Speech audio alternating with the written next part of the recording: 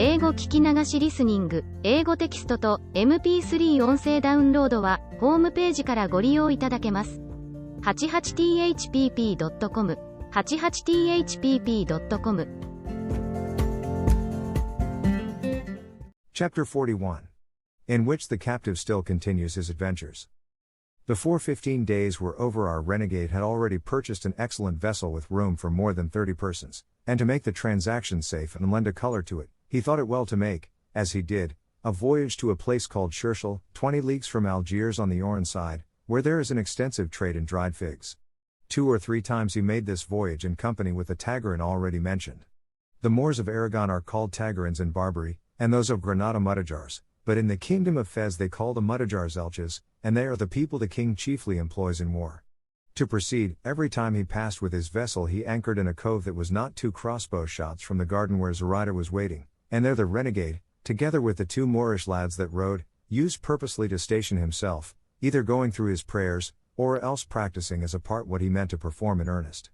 And thus he would go to Zoraida's garden and ask for fruit, which her father gave him, not knowing him, but though, as he afterwards told me, he sought to speak to Zoraida, and tell her who he was, and that by my orders he was to take her to the land of the Christians, so that she might feel satisfied and easy, he had never been able to do so, for the Moorish women do not allow themselves to be seen by any Moor or Turk, unless their husband or father bid them. With Christian captives they permit freedom of intercourse and communication, even more than might be considered proper. But for my part I should have been sorry if he had spoken to her, for perhaps it might have alarmed her to find her affairs talked of by renegades. But God, who ordered it otherwise, afforded no opportunity for our renegade's well-meant purpose, and he, seeing how safely he could go to Scherschel and return, and anchor when and how and where he liked, and that the Tagarin his partner had no will but his, and that, now I was ransomed, all we wanted was to find some Christians to row, told me to look out for any I should he willing to take with me, over and above those who had been ransomed, and to engage them for the next Friday, which he fixed upon for our departure. On this I spoke to 12 Spaniards, all stout rowers, and such as could most easily leave the city, but it was no easy matter to find so many just then, because there were 20 ships out on a cruise and they had taken all the rowers with them, and these would not have been found were it not that their master remained at home that summer without going to sea in order to finish a galliot that he had upon the stocks. To these men I said nothing more than that the next Friday in the evening they were to come out stealthily one by one and hang about Haji Murata's garden, waiting for me there until I came. These directions I gave each one separately, with orders that if they saw any other Christians there they were not to say anything to them except that I had directed them to wait at that spot. This preliminary having been settled, another still more necessary step had to be taken, which was to let Zoraida know how matters stood that she might be prepared and forewarned, so as not to be taken by surprise if we were suddenly to seize upon her before she thought the Christian's vessel could have returned. I determined, therefore, to go to the garden and try if I could speak to her, and the day before my departure I went there under the pretense of gathering herbs. The first person I met was her father, who addressed me in the language that all over Barbary and even in Constantinople is the medium between captives and Moors, and is neither Morisco nor Castilian, nor of any other nation, but a mixture of all languages, by means of which we can all understand one another. In this sort of language, I say, he asked me what I wanted in his garden, and to whom I belonged. I replied that I was a slave of the Arnaud Mami, for I knew as a certainty that he was a very great friend of his, and that I wanted some herbs to make a salad. He asked me then whether I were on ransom or not, and what my master demanded for me. While these questions and answers were proceeding, the fair Zoraida, who had already perceived me some time before, came out of the house in the garden, and as Moorish women are by no means particular about letting themselves be seen by Christians, or, as I have said before, at all coy, she had no hesitation in coming to where her father stood with me. Moreover her father, seeing her approaching slowly, called to her to come. It would be beyond my power now to describe to you the great beauty, the high-bred air, the brilliant attire of my beloved Zoraida as she presented herself before my eyes. I will content myself with saying that more pearls hung from her fair neck, her ears, and her hair than she had hairs on her head. On her ankles, which as is customary were bare, she had carquiers, for so bracelets or anklets are called in Morisco, of the purest gold, set with so many diamonds that she told me afterwards her father valued them at 10,000 doubloons, and those she had on her wrists were worth as much more. The pearls were in profusion and very fine, for the highest display and adornment of the Moorish women is decking themselves with rich pearls and seed pearls, and of these there are therefore more among the Moors than among any other people. Zoraida's father had to the reputation of possessing a great number, and the purest in all Algiers, and of possessing also more than 200,000 Spanish crowns, and she, who is now mistress of me only, was mistress of all this.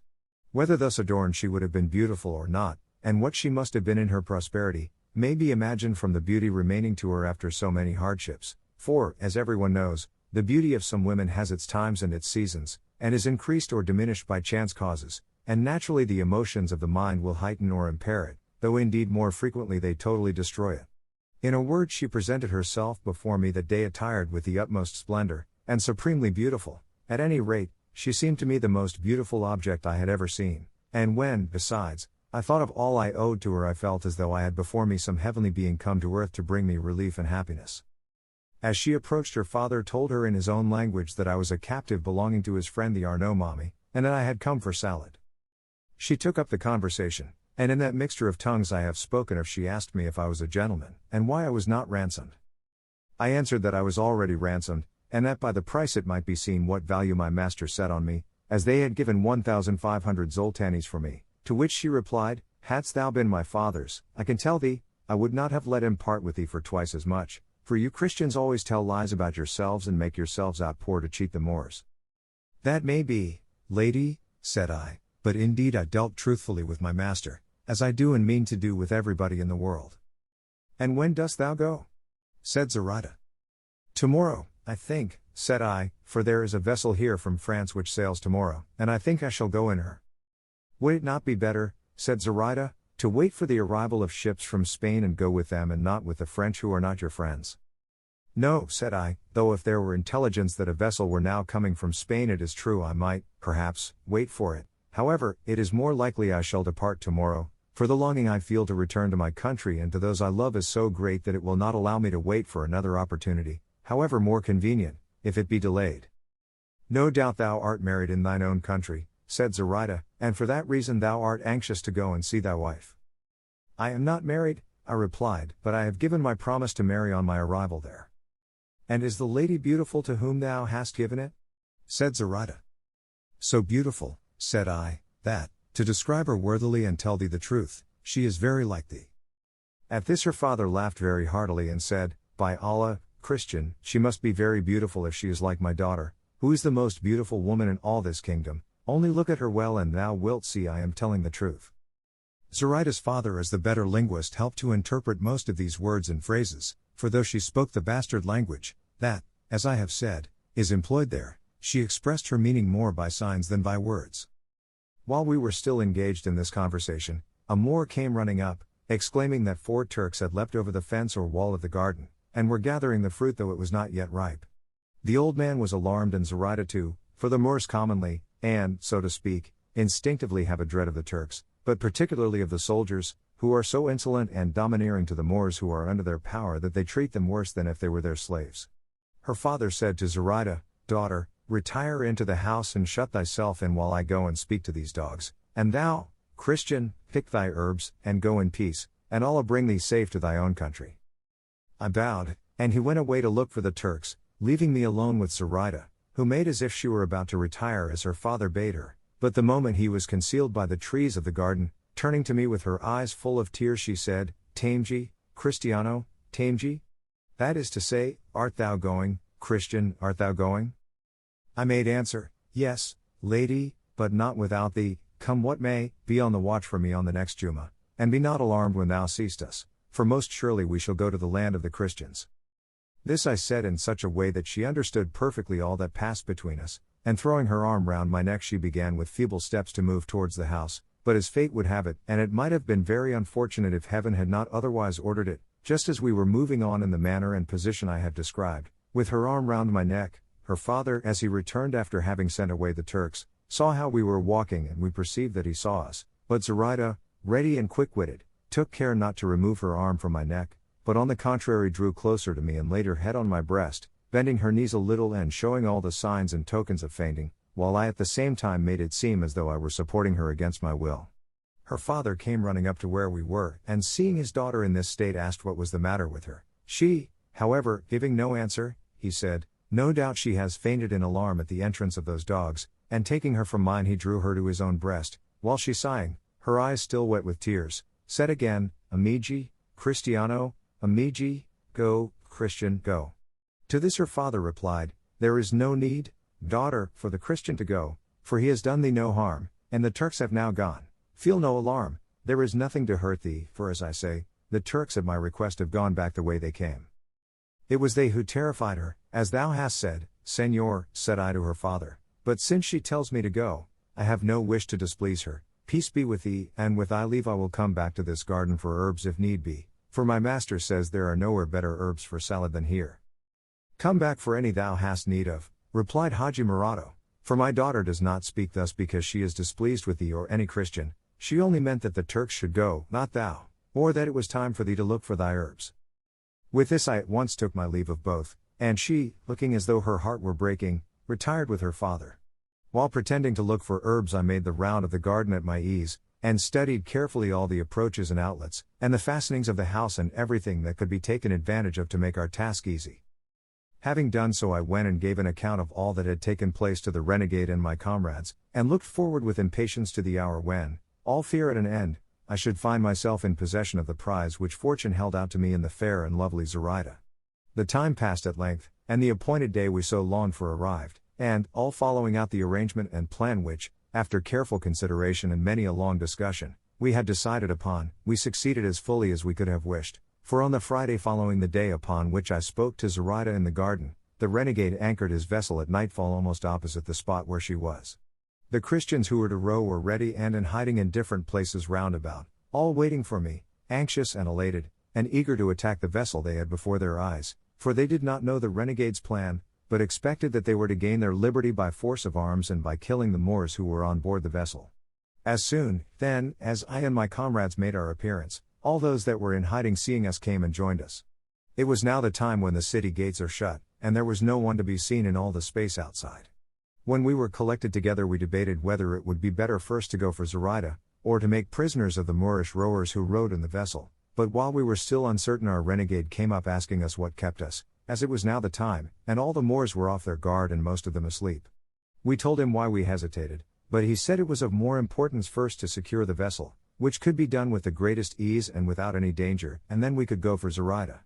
We all approved of what he said, and so without further delay, guided by him we made for the vessel, and he leaping on board first, drew his cutlass and said in Morisco, "Let no one stir from this if he does not want it to cost him his life." By this almost all the Christians were on board, and the Moors, who were faint-hearted, hearing their captain speak in this way, were cowed, and without any one of them taking to his arms, and indeed they had few or hardly any, they submitted without saying a word to be bound by the Christians, who quickly secured them, threatening them that if they raised any kind of outcry they would be all put to the sword. This having been accomplished, and half of our party being left to keep guard over them, the rest of us, again taking the renegade as our guide, hastened towards Haji Murado's garden, and as good luck would have it, on trying the gate it opened as easily as if it had not been locked, and so, quite quietly and in silence, we reached the house without being perceived by anybody. The lovely Zoraida was watching for us at a window, and as soon as she perceived that there were people there, she asked in a low voice if we were Nizarani, as much as to say or ask if we were Christians. I answered that we were, and begged her to come down. As soon as she recognized me she did not delay an instant, but without answering a word came down immediately, opened the door and presented herself before us all, so beautiful and so richly attired that I cannot attempt to describe her. The moment I saw her I took her hand and kissed it, and the renegade and my two comrades did the same, and the rest, who knew nothing of the circumstances, did as they saw us do, for it only seemed as if we were returning thanks to her, and recognizing her as the giver of our liberty. The renegade asked her in the Morisco language if her father was in the house. She replied that he was and that he was asleep. "Then it will be necessary to waken him and take him with us," said the renegade, "and everything of value in this fair mansion." "Nay," said she, "my father must not on any account be touched, and there is nothing in the house except what I shall take, and that will be quite enough to enrich and satisfy all of you. Wait a little and you shall see," and so saying she went in, telling us she would return immediately and bidding us keep quiet without making any noise. I asked the renegade what had passed between them, and when he told me, I declared that nothing should be done except in accordance with the wishes of Zoraida, who now came back with a little trunk so full of gold crowns that she could scarcely carry it. Unfortunately her father awoke while this was going on, and hearing a noise in the garden, came to the window, and at once perceiving that all those who were there were Christians, raising a prodigiously loud outcry, he began to call out in Arabic, "Christians, Christians! Thieves, thieves!" By which cries we were all thrown into the greatest fear and embarrassment, but the renegade, seeing the danger we were in and how important it was for him to effect his purpose before we were heard, mounted with the utmost quickness to where Haji Murado was, and with him went some of our party. I, however, did not dare to leave Zoraida, who had fallen almost fainting in my arms.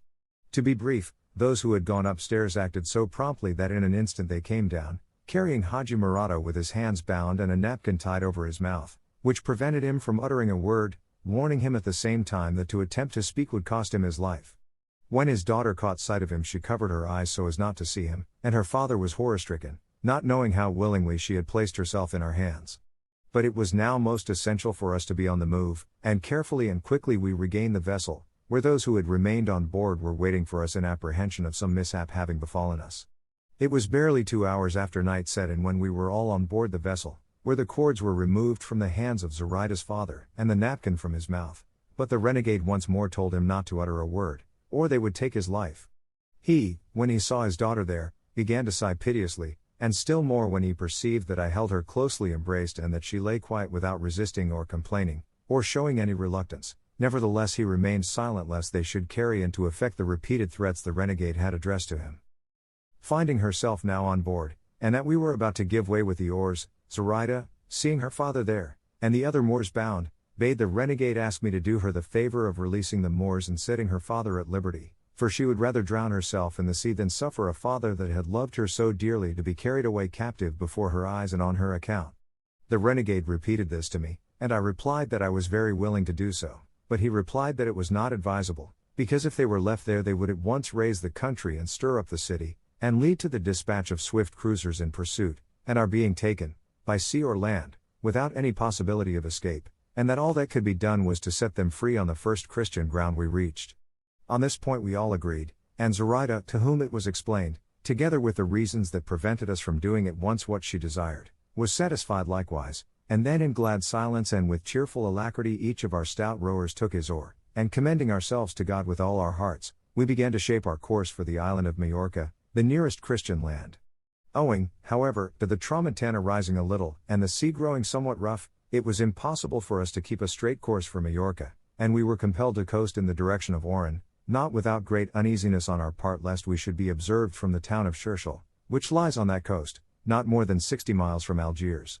Moreover, we were afraid of meeting on that course one of the galleots that usually come with goods from Tetuan, although each of us for himself and all of us together felt confident that, if we were to meet a merchant galleot, so that it were not a cruiser, not only should we not be lost, but that we should take a vessel in which we could more safely accomplish our voyage. As we pursued our course, Zoraida kept her head between my hands so as not to see her father, and I felt that she was praying to Lila Marianne to help us. We might have made about 30 miles when daybreak found us some 3 musket shots off the land, which seemed to us deserted, and without anyone to see us. For all that, however, by hard rowing we put out a little to sea, for it was now somewhat calmer, and having gained about 2 leagues the word was given to row by batches, while we ate something, for the vessel was well provided, but the rowers said it was not a time to take any rest, let food be served out to those who were not rowing, but they would not leave their oars on any account. This was done, but now a stiff breeze began to blow which obliged us to leave off rowing and make sail at once and steer for Oran, as it was impossible to make any other course. All this was done very promptly, and under sail we ran more than 8 miles an hour without any fear, except that of coming across some vessel out on a roving expedition. We gave the Moorish rowers some food, and the renegade comforted them by telling them that they were not held as captives, as we should set them free on the first opportunity. The same was said to Zoraida's father, who replied, "Anything else, Christian, I might hope for or think likely from your generosity and good behavior, but do not think me so simple as to imagine you will give me my liberty, for you would have never exposed yourselves to the danger of depriving me of it only to restore it to me so generously, especially as you know who I am and the sum you may expect to receive on restoring it, and if you will only name that, I here offer you all you require for myself and for my unhappy daughter there, or else for her alone, for she is the greatest and most precious part of my soul." As he said this he began to weep so bitterly that he filled us all with compassion and forced Zoraida to look at him, and when she saw him weeping she was so moved that she rose from my feet and ran to throw her arms round him, and pressing her face to his, they both gave way to such an outburst of tears that several of us were constrained to keep them company. But when her father saw her in full dress and with all her jewels about her, he said to her in his own language, "What means this, my daughter? Last night, before this terrible misfortune in which we are plunged befell us, I saw thee in thy everyday and indoor garments, and now, without having had time to attire thyself, and without my bringing thee any joyful tidings to furnish an occasion for adorning and bedecking thyself, I see thee arrayed in the finest attire it would be in my power to give thee when fortune was most kind to us. Answer me this, for it causes me greater anxiety and surprise than even this misfortune itself." The renegade interpreted to us what the Moor said to his daughter. She, however, returned him no answer. But when he observed in one corner of the vessel a little trunk in which she used to keep her jewels, which he well knew he had left in Algiers and had not brought to the garden, he was still more amazed, and asked her how that trunk had come into our hands, and what there was in it. To which the renegade, without waiting for Zoraida to reply, made answer, "Do not trouble thyself by asking thy daughter Zoraida so many questions, Señor, for the one answer I will give thee will serve for all. I would have thee know that she is a Christian, and that it is she who has been the file for our chains and our deliverer from captivity. She is here of her own free will, as glad, I imagine, to find herself in this position as he who escapes from darkness into the light, from death to life, and from suffering to glory." "Daughter, is this true, what he says?" cried the Moor. "It is," replied Zoraida. "That thou art in truth a Christian," said the old man, "and that thou hast given thy father into the power of his enemies?" To which Zoraida made answer, "A Christian I am, but it is not I who have placed thee in this position, for it never was my wish to leave thee or do thee harm, but only to do good to myself." "And what good hast thou done thyself, daughter?" said he. "Ask thou that," said she, "of Leila Marian, for she can tell thee better than I." The Moor had hardly heard these words when with marvelous quickness he flung himself headforemost into the sea, where no doubt he would have been drowned had not the long and full dress he wore held him up for a little on the surface of the water. Zoraida cried aloud to us to save him, and we all hastened to help, and seizing him by his robe we drew him in half drowned and insensible, at which Zoraida was in such distress that she wept over him as piteously and bitterly as though he were already dead. We turned him upon his face and he voided a great quantity of water, and at the end of 2 hours came to himself.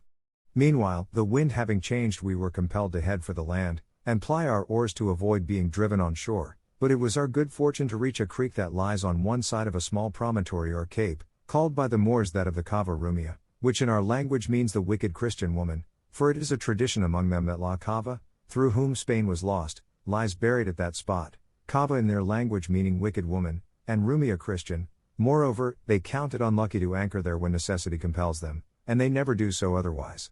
For us, however, it was not the resting place of the wicked woman but a haven of safety for our relief, so much had the sea now got up. We posted a lookout on shore, and never let the oars out of our hands, and ate of the stores the renegade had laid in, imploring God and Our Lady with all our hearts to help and protect us, that we might give a happy ending to a beginning so prosperous. At the entreaty of Zoraida orders were given to set on shore her father and the other Moors who were still bound, for she could not endure, nor could her tender heart bear to see her father in bonds and her fellow countrymen prisoners before her eyes. We promised her to do this at the moment of departure, for as it was uninhabited we ran no risk in releasing them at that place. Our prayers were not so far in vain as to be unheard by heaven, for after a while the wind changed in our favor, and made the sea calm, inviting us once more to resume our voyage with a good heart. Seeing this we unbound the Moors, and one by one put them on shore, at which they were filled with amazement. But when we came to land, Zoraida's father, who had now completely recovered his senses, he said, "Why is it, think ye, Christians, that this wicked woman is rejoiced at your giving me my liberty?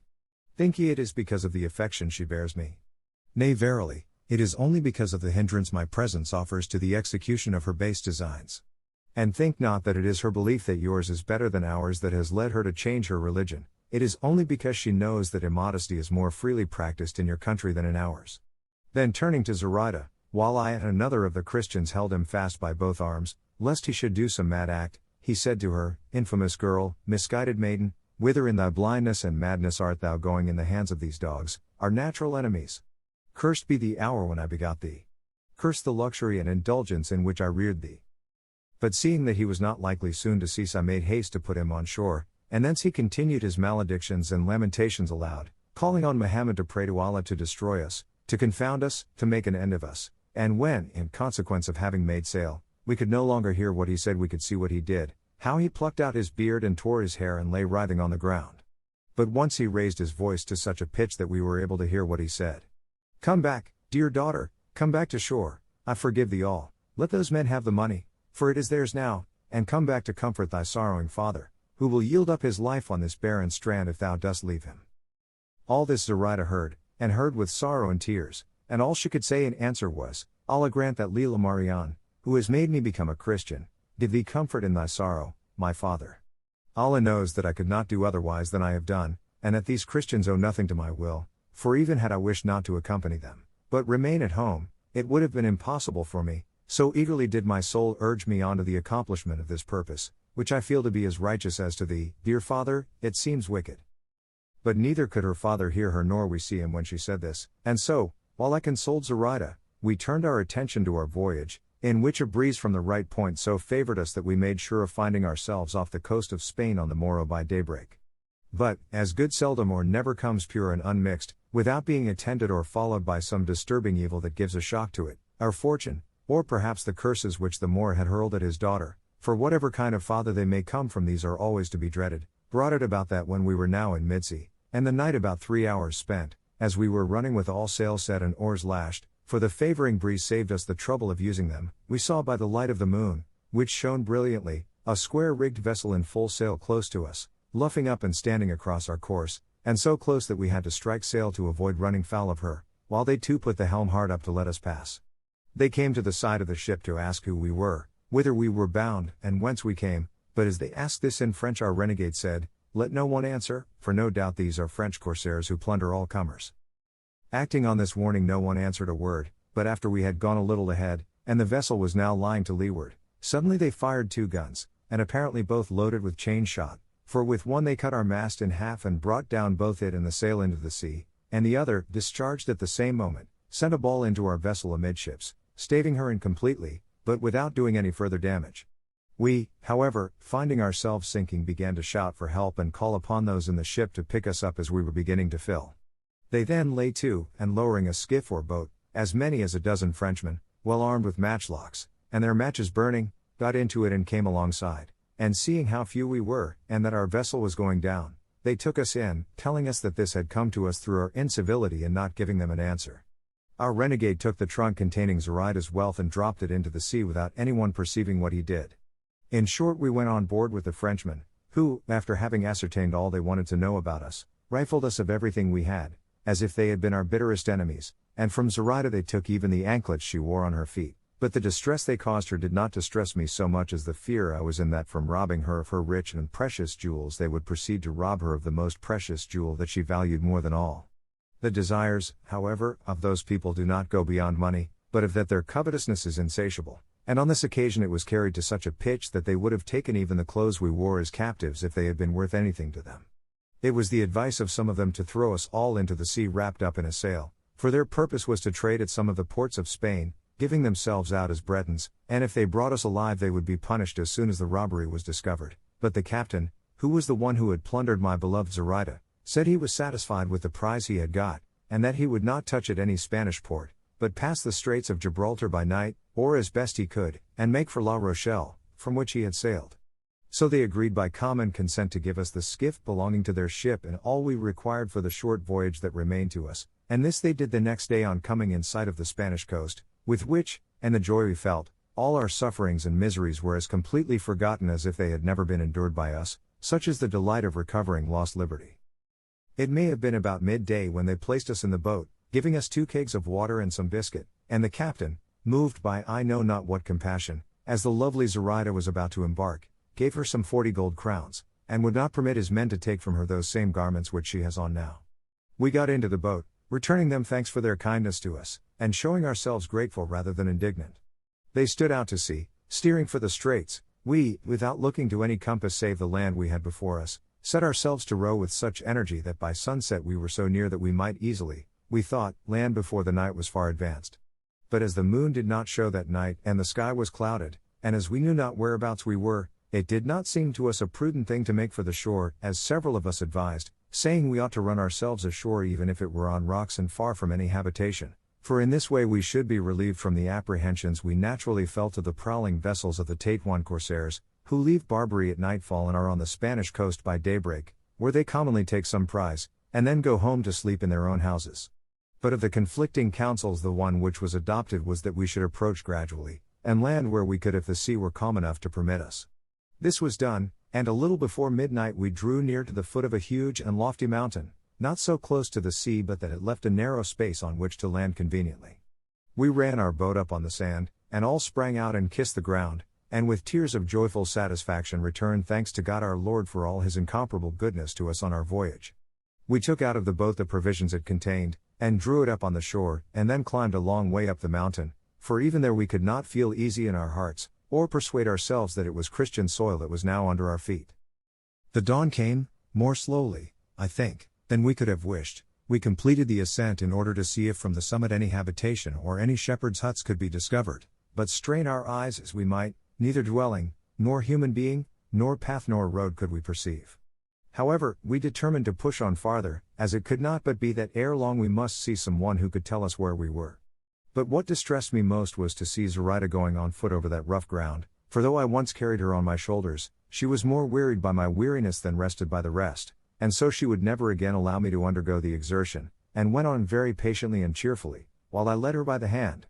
We had gone rather less than a quarter of a league when the sound of a little bell fell on our ears, a clear proof that there were flocks hard by, and looking about carefully to see if any were within view, we observed a young shepherd tranquilly and unsuspiciously trimming a stick with his knife at the foot of a cork tree. We called to him, and he, raising his head, sprang nimbly to his feet, for, as we afterwards learned, the first who presented themselves to his sight were the renegade and Zoraida, and seeing them in Moorish dress he imagined that all the Moors of Barbary were upon him, and plunging with marvelous swiftness into the thicket in front of him, he began to raise a prodigious outcry, exclaiming, the Moors have landed! To arms, to arms!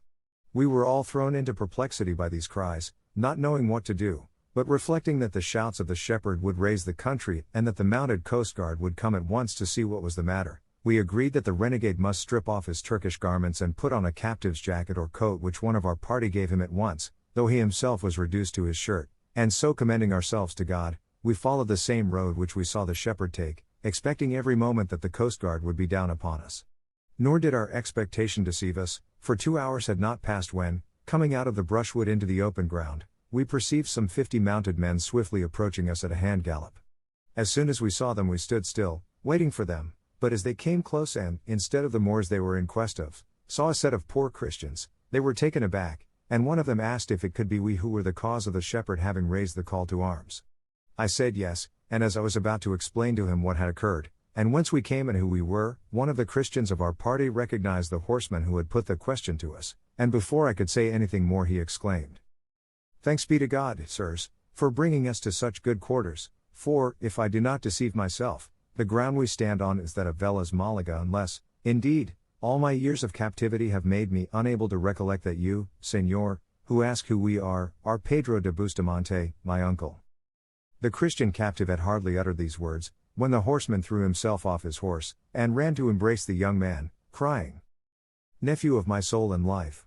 I recognize thee now, and long have I mourned thee as dead, I, and my sister, thy mother and all thy kin that are still alive, and whom God has been pleased to preserve that they may enjoy the happiness of seeing thee. We knew long since that thou wert in Algiers, and from the appearance of thy garments and those of all this company, I conclude that ye have had a miraculous restoration to liberty.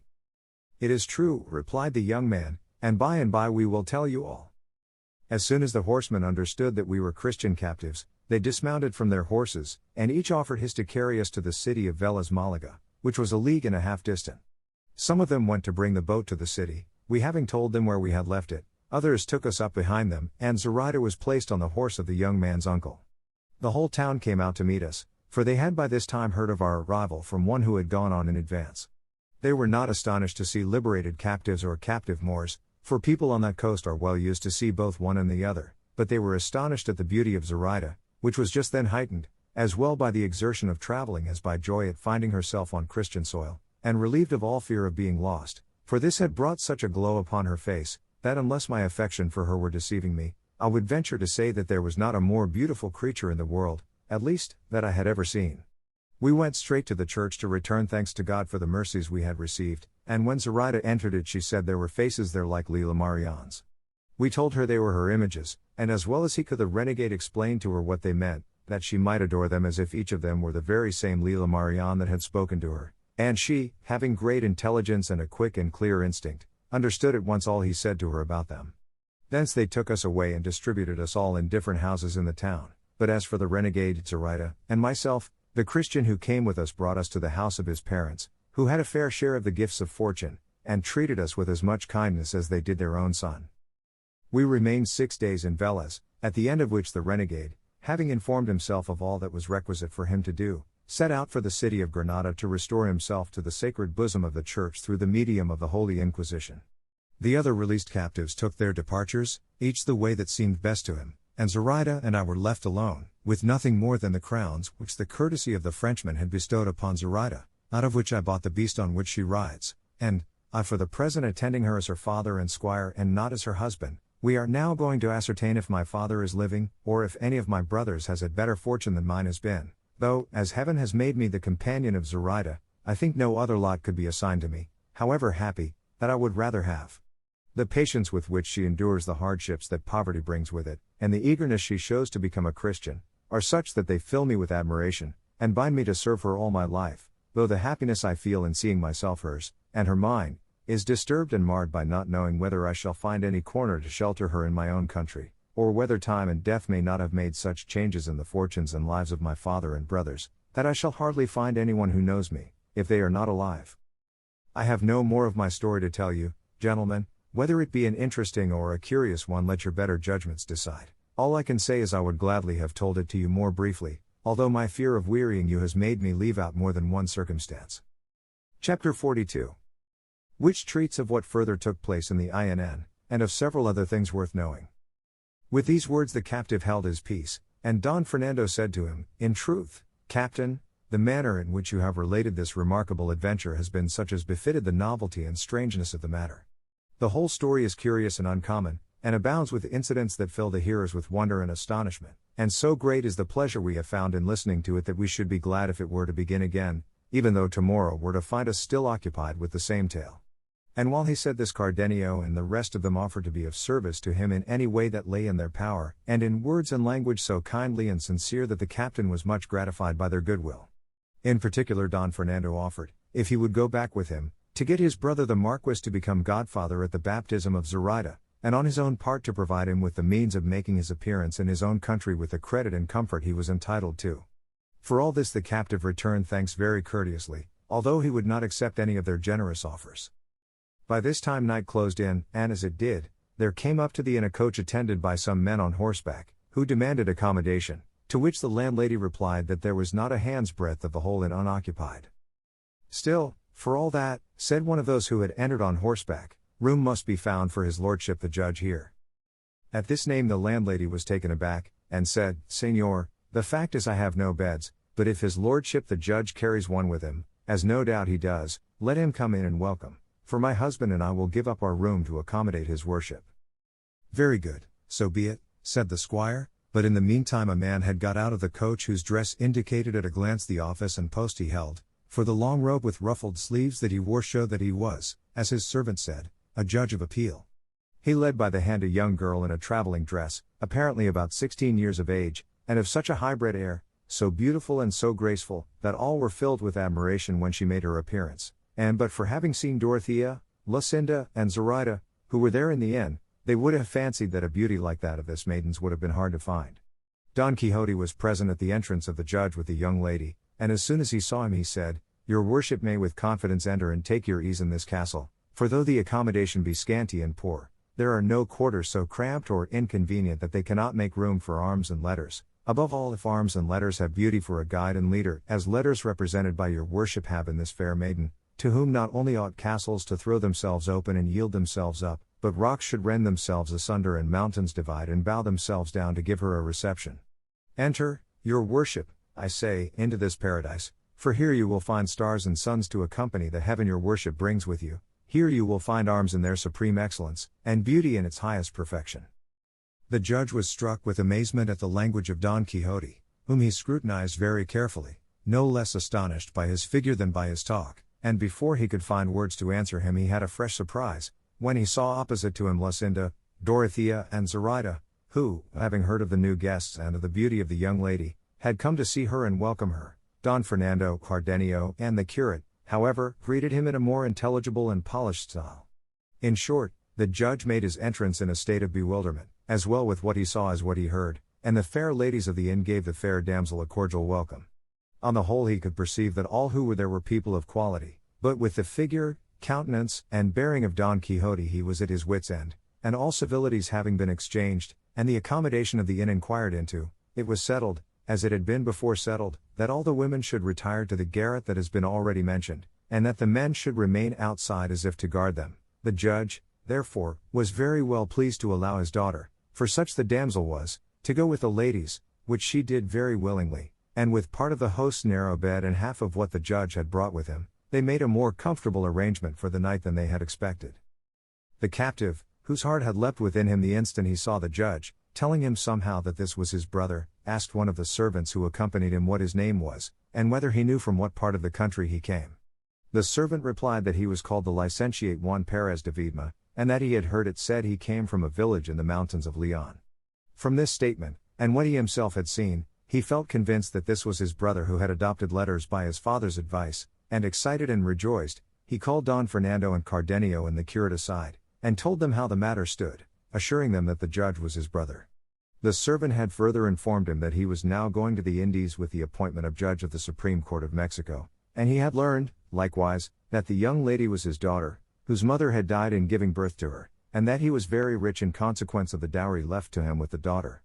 He asked their advice as to what means he should adopt to make himself known, or to ascertain beforehand whether, when he had made himself known, his brother, seeing him so poor, would be ashamed of him, or would receive him with a warm heart. "Leave it to me to find out that," said the curate, "though there is no reason for supposing, Señor Captain, that you will not be kindly received, because the worth and wisdom that your brother's bearing shows him to possess do not make it likely that he will prove haughty or insensible, or that he will not know how to estimate the accidents of fortune at their proper value." "Still," said the captain, "I would not make myself known abruptly, but in some indirect way." "I have told you already," said the curate, "that I will manage it in a way to satisfy us all." By this time supper was ready, and they all took their seats at the table, except the captive, and the ladies, who supped by themselves in their own room. In the middle of supper the curate said, "I had a comrade of your worship's name, Señor Judge, in Constantinople, where I was a captive for several years, and that same comrade was one of the stoutest soldiers and captains in the whole Spanish infantry, but he had as large a share of misfortune as he had of gallantry and courage." "And how was the captain called, Señor?" asked the judge. "He was called Ruy Perez de Viedma," replied the curate, "and he was born in a village in the mountains of Leon, and he mentioned a circumstance connected with his father and his brothers which, had it not been told me by so truthful a man as he was, I should have set down as one of those fables the old women tell over the fire in winter, for he said his father had divided his property among his 3 sons and had addressed words of advice to them sounder than any of Cato's. But I can say this much, that the choice he made of going to the wars was attended with such success, that by his gallant conduct and courage, and without any help save his own merit, he rose in a few years to be captain of infantry, and to see himself on the highroad and in position to be given the command of a corps before long, but fortune was against him, for where he might have expected her favor he lost it, and with it his liberty, on that glorious day when so many recovered theirs, at the battle of Lepanto. I lost mine at the Goleta, and after a variety of adventures we found ourselves comrades at Constantinople. Thence he went to Algiers, where he met with one of the most extraordinary adventures that ever befell anyone in the world." Here the curate went on to relate briefly his brother's adventure with Zoraida, to all which the judge gave such an attentive hearing that he never before had been so much of a hearer. The curate, however, only went so far as to describe how the Frenchman plundered those who were in the boat, and the poverty and distress in which his comrade and the fair Moor were left, of whom he said he had not been able to learn what became of them, or whether they had reached Spain, or been carried to France by the Frenchmen. The captain, standing a little to one side, was listening to all the curate said, and watching every movement of his brother, who, as soon as he perceived the curate had made an end of his story, gave a deep sigh and said with his eyes full of tears, "Oh, Señor, if you only knew what news you have given me and how it comes home to me, making me show how I feel it with these tears that spring from my eyes in spite of all my worldly wisdom and self-restraint. That brave captain that you speak of is my eldest brother, who, being of a bolder and loftier mind than my other brother or myself, chose the honorable and worthy calling of arms, which was one of the 3 careers our father proposed to us, as your comrade mentioned in that fable you thought he was telling you. I followed that of letters, in which God and my own exertions have raised me to the position in which you see me. My second brother is in Peru, so wealthy that with what he has sent to my father and to me he has fully repaid the portion he took with him, and has even furnished my father's hands with the means of gratifying his natural generosity, while I too have been enabled to pursue my studies in a more becoming and creditable fashion, and so to attain my present standing. My father is still alive, though dying with anxiety to hear of his eldest son, and he prays God unceasingly that death may not close his eyes until he has looked upon those of his son. But with regard to him, what surprises me is, that having so much common sense as he had, he should have neglected to give any intelligence about himself, either in his troubles and sufferings, or in his prosperity, for if his father or any of us had known of his condition, he need not have waited for that miracle of the reed to obtain his ransom. But what now disquiets me is the uncertainty whether those Frenchmen may have restored him to liberty, or murdered him to hide the robbery. All this will make me continue my journey, not with the satisfaction in which I began it, but in the deepest melancholy and sadness. O dear brother! That I only knew where thou art now, and I would hasten to seek thee out and deliver thee from thy sufferings, though it were to cost me suffering myself. Oh, that I could bring news to our old father that thou art alive, even wert thou in the deepest dungeon of Barbary, for his wealth and my brothers and mine would rescue thee thence. O beautiful and generous Zoraida, that I could repay thy goodness to a brother. That I could be present at the new birth of thy soul, and at thy bridal that would give us all such happiness. All this and more the judge uttered with such deep emotion at the news he had received of his brother that all who heard him shared in it, showing their sympathy with his sorrow. The curate, seeing, then, how well he had succeeded in carrying out his purpose and the captain's wishes, had no desire to keep them unhappy any longer, so he rose from the table and going into the room where Zoraida was, he took her by the hand, Lucinda, Dorothea, and the judge's daughter following her. The captain was waiting to see what the curate would do, when the latter, taking him with the other hand, advanced with both of them to where the judge and the other gentlemen were and said, "Let your tears cease to flow, Señor Judge, and the wish of your heart be gratified as fully as you could desire, for you have before you your worthy brother and your good sister-in-law. He whom you see here is the Captain Viedma, and this is the fair Moor who has been so good to him. The Frenchmen I told you of have reduced them to the state of poverty. You see that you may show the generosity of your kind heart." The captain ran to embrace his brother, who placed both hands on his breast so as to have a good look at him, holding him a little way off, but as soon as he had fully recognized him he clasped him in his arms so closely, shedding such tears of heartfelt joy, that most of those present could not but join in them. The words the brothers exchanged, the emotion they showed can scarcely be imagined, I fancy, much less put down in writing. They told each other in a few words the events of their lives, they showed the true affection of brothers in all its strength. Then the judge embraced Zoraida, putting all he possessed at her disposal. Then he made his daughter embrace her, and the fair Christian and the lovely Moor drew fresh tears from every eye. And there was Don Quixote observing all these strange proceedings attentively without uttering a word, and attributing the whole to chimeras of knight-errantry. Then they agreed that the captain and Zoraida should return with his brother to Seville, and send news to his father of his having been delivered and found, so as to enable him to come and be present at the marriage and baptism of Zoraida, for it was impossible for the judge to put off his journey, as he was informed that in a month from that time the fleet was to sail from Seville for New Spain, and to miss the passage would have been a great inconvenience to him. In short, everybody was well pleased and glad at the captive's good fortune, and as now almost 2/3 of the night were past, they resolved to retire to rest for the remainder of it. Don Quixote offered to mount guard over the castle lest they should be attacked by some giant or other malevolent scoundrel, covetous of the great treasure of beauty the castle contained. Those who understood him returned him thanks for this service, and they gave the judge an account of his extraordinary humor, with which he was not a little amused. Sancho Panza alone was fuming at the lateness of the hour for retiring to rest, and he of all was the one that made himself most comfortable, as he stretched himself on the trappings of his ass, which, as will be told farther on, cost him so dear. The ladies, then, having retired to their chamber, and the others having disposed themselves with as little discomfort as they could, Don Quixote sallied out of the inn to act as sentinel of the castle as he had promised. It happened, however, that a little before the approach of dawn a voice so musical and sweet reached the ears of the ladies that it forced them all to listen attentively, but especially Dorothea, who had been awake, and by whose side Doña Clara de Viedma, for so the judge's daughter was called, lay sleeping. No one could imagine who it was that sang so sweetly, and the voice was unaccompanied by any instrument. At one moment it seemed to them as if the singer were in the courtyard, at another in the stable, and as they were all attention, wondering, Cardenio came to the door and said, "Listen, whoever is not asleep, and you will hear a muleteer's voice that enchants as it chants." "We are listening to it already, Señor," said Dorothea, on which Cardenio went away, and Dorothea, giving all her attention to it, made out the words of the song to be these. Chapter 43. Wherein is related the pleasant story of the muleteer, together with other strange things that came to pass in the INN.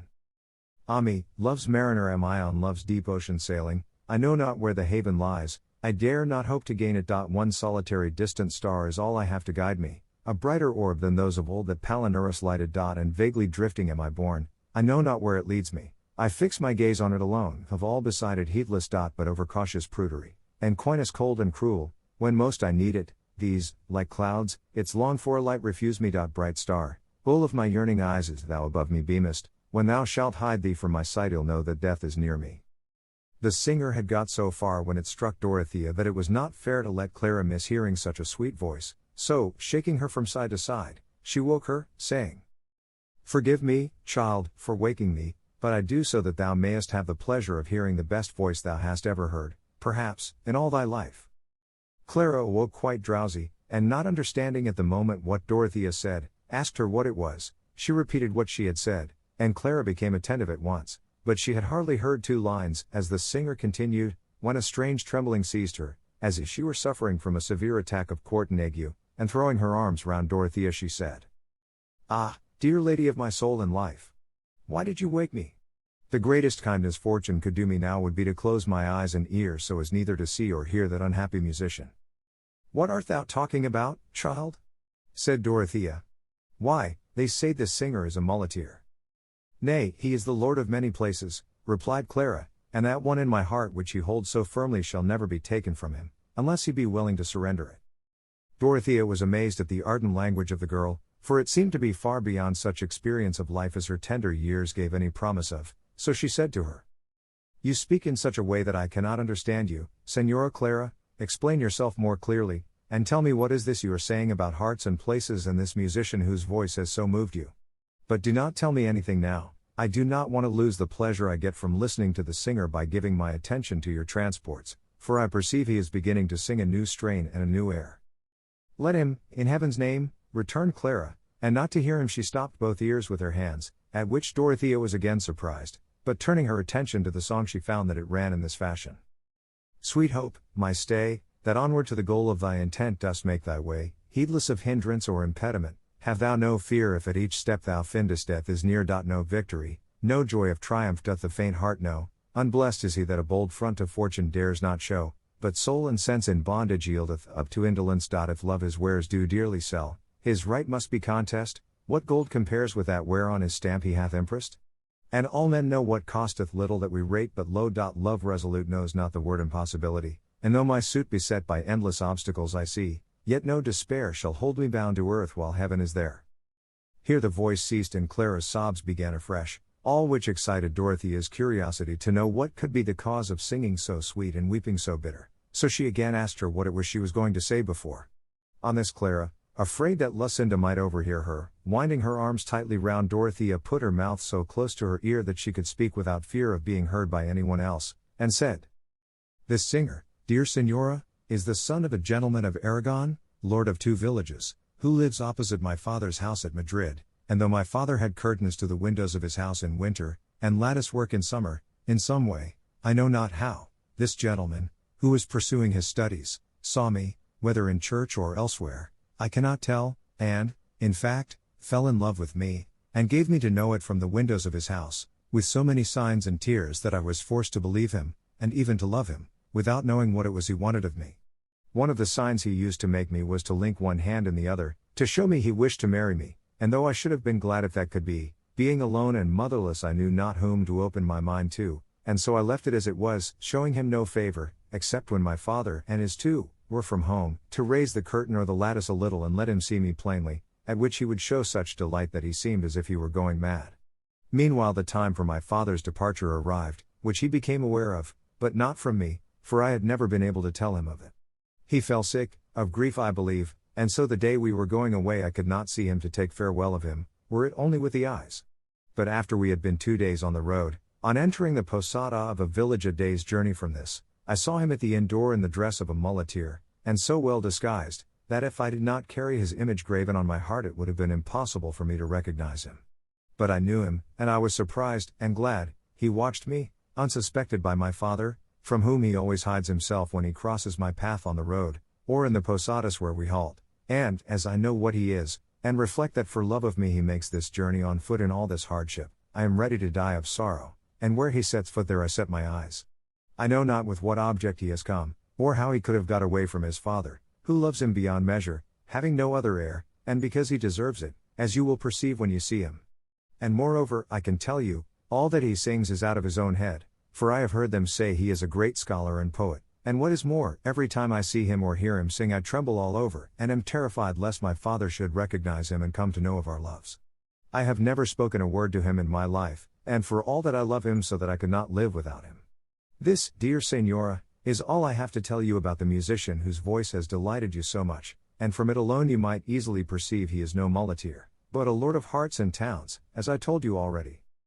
Say no more, Doña Clara, said Dorothea at this, at the same time kissing her 1,000 times over. Say no more, I tell you, but wait till day comes, when I trust in God to arrange this affair of yours so that it may have the happy ending such an innocent beginning deserves.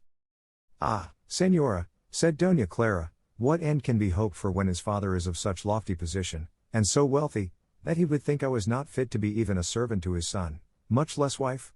And as to marrying without the knowledge of my father, I would not do it for all the world. I would not ask anything more than that this youth should go back and leave me, perhaps with not seeing him, and the long distance we shall have to travel. The pain I suffer now may become easier, though I dare say the remedy I propose will do me very little good.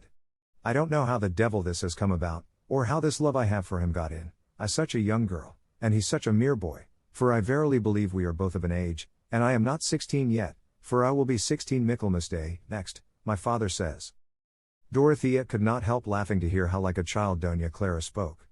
Let us go to sleep now, Senora, said she, for the little of the night that I fancy is left to us, God will soon send us daylight, and we will set all to rights, or it will go hard with me.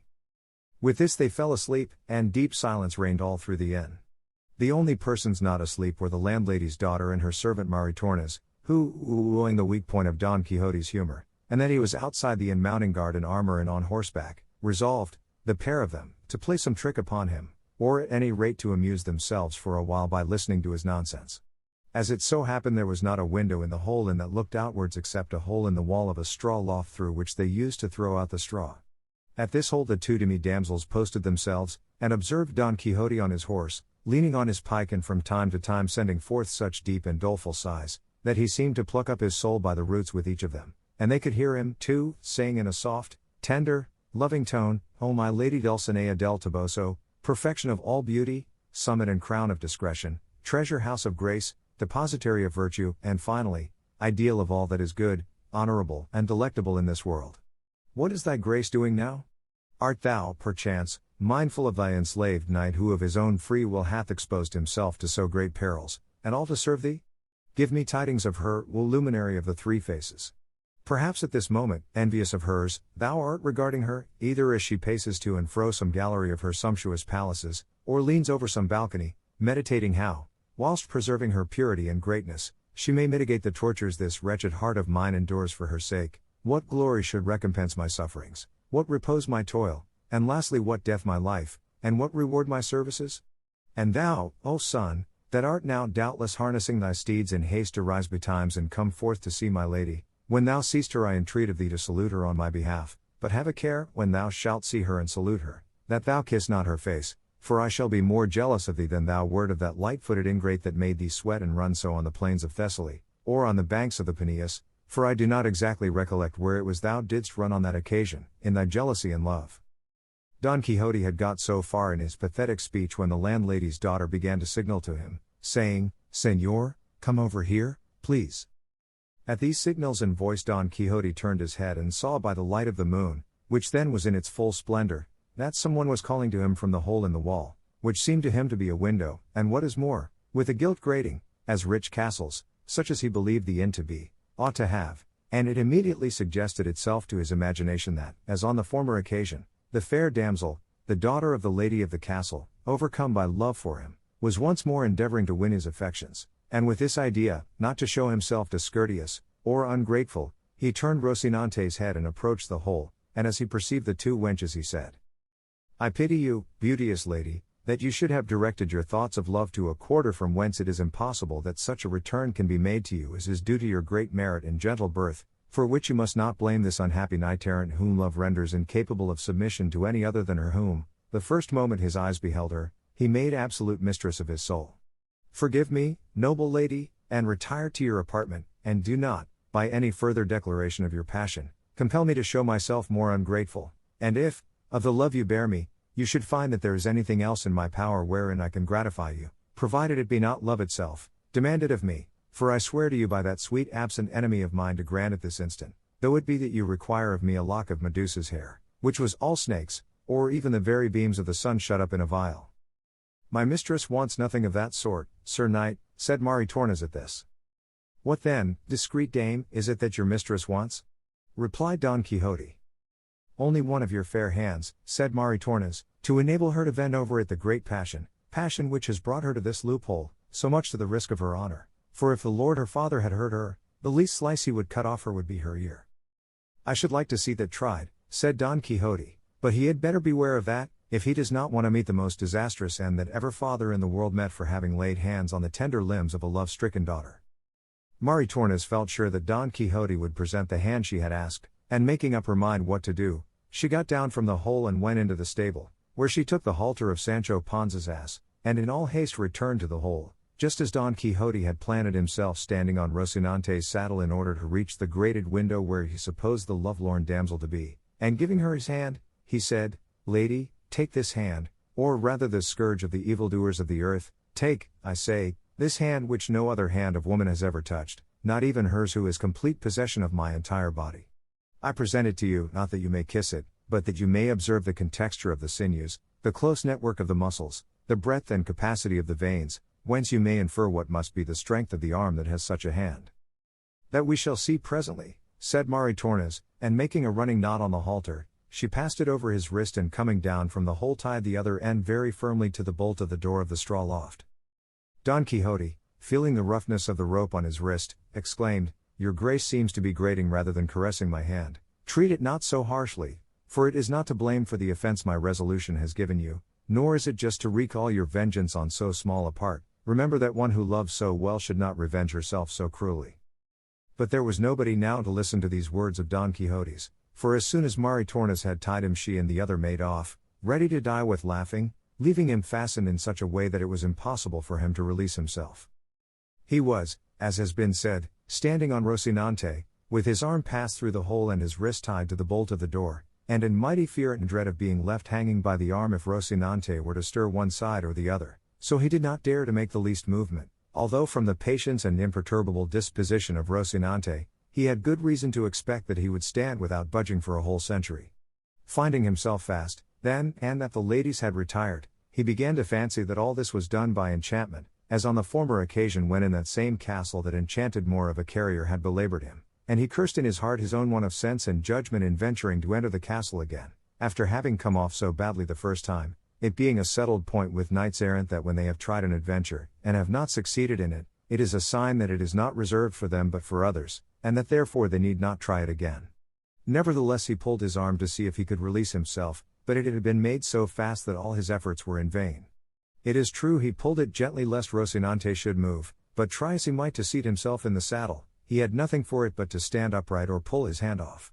Then it was he wished for the sword of Amadis, against which no enchantment whatever had any power, then he cursed his ill fortune, then he magnified the loss the world would sustain by his absence while he remained there enchanted, for that he believed he was beyond all doubt, then he once more took to thinking of his beloved Dulcinea del Toboso, then he called to his worthy squire Sancho Panza, who, buried in sleep and stretched upon the pack-saddle of his ass, was oblivious, at that moment, of the mother that bore him, then he called upon the sages Leargandio and Alquife to come to his aid, then he invoked his good friend Urganda to succor him, and then, at last, morning found him in such a state of desperation and perplexity that he was bellowing like a bull, for he had no hope that day would bring any relief to his suffering, which he believed would last forever, inasmuch as he was enchanted, and of this he was convinced by seeing that Rocinante never stirred, much or little, and he felt persuaded that he and his horse were to remain in this state, without eating or drinking or sleeping, until the malign influence of the stars was overpast, or until some other more sage enchanter should disenchant him. But he was very much deceived in this conclusion, for daylight had hardly begun to appear when there came up to the inn 4 men on horseback, well equipped and accoutred, with firelocks across their saddle bows. They called out and knocked loudly at the gate of the inn, which was still shut, on seeing which, Don Quixote, even there where he was, did not forget to act as sentinel, and said in a loud and imperious tone, Knights, or squires, or whatever ye be, ye have no right to knock at the gates of this castle, for it is plain enough that they who are within are either asleep, or else are not in the habit of throwing open the fortress until the sun's rays are spread over the whole surface of the earth. Withdraw to a distance, and wait till it is broad daylight, and then we shall see whether it will be proper or not to open to you. What the devil fortress or castle is this, said one, to make us stand on such ceremony? If you are the innkeeper, bid them open to us. We are travelers who only want to feed our horses and go on, for we are in haste. Do you think, gentlemen, that I look like an innkeeper? Said Don Quixote. I don't know what you look like, replied the other, but I know that you are talking nonsense when you call this in a castle. A castle it is, returned Don Quixote, nay, more, one of the best in this whole province, and it has within it people who have had the scepter in the hand and the crown on the head. It would be better if it were the other way, said the traveler, the scepter on the head and the crown in the hand, but if so, maybe there is within some company of players, with whom it is a common thing to have those crowns and scepters you speak of, for in such a small inn as this, and where such silence is kept, I do not believe any people entitled to crowns and scepters can have taken up their quarters. You know but little of the world, returned Don Quixote, since you are ignorant of what commonly occurs in knight-errantry. But the comrades of the spokesman, growing weary of the dialogue with Don Quixote, renewed their knocks with great vehemence, so much so that the host, and not only he but everybody in the inn, awoke, and he got up to ask who knocked. It happened at this moment that one of the horses of the four who were seeking admittance went to smell Rocinante, who melancholy, dejected, and with drooping ears stood motionless, supporting his sorely stretched master, and as he was, after all, flesh, though he looked as if he were made of wood, he could not help giving way and in return smelling the one who had come to offer him attentions. But he had hardly moved at all when Don Quixote lost his footing, and slipping off the saddle, he would have come to the ground, but for being suspended by the arm, which caused him such agony that he believed either his wrist would be cut through or his arm torn off, and he hung so near the ground that he could just touch it with his feet, which was all the worse for him, for, finding how little was wanted to enable him to plant his feet firmly, he struggled and stretched himself as much as he could to gain a footing, just like those undergoing the torture of the strappado, when they are fixed at touch and no touch, who aggravate their own sufferings by their violent efforts to stretch themselves, deceived by the hope which makes them fancy that with a very little more they will reach the ground. 物語の続きは、ホームページからお聞きいただけます。また、テキスト、MP3 ダウンロードも合わせてご利用ください。88thpp.com